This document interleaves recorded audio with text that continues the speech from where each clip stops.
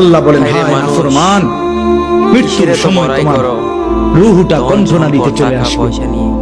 ওয়াকিলা মান রাক, আত্মীয় স্বজন বলবে হায়, তাকে এখন ঝাড় দিবে কে, ফুক দিবে কে?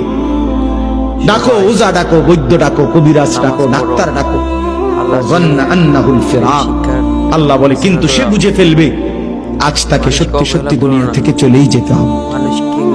আত্মীয় স্বজন চিল্লাইলে কি হবে? ওই বুঝে ফেলছে মালাকুল মউত চলে আসছে। আল্লাহ বলেন ভয়ে আর আতঙ্কে লোকটা দুইটা পাও, গোড়ালি, পায়ের গোছা, পায়ের গোড়ালি একটা একটার সাথে এইভাবে লাগায় রাখবে।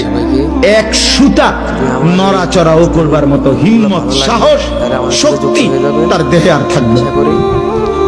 ইলা রাব্বিকা ইয়াউমা ইদিনিল মাসাক, এই অবস্থাতেই নাফরমান আমি আল্লাহর কাছে ফিরতে হবে।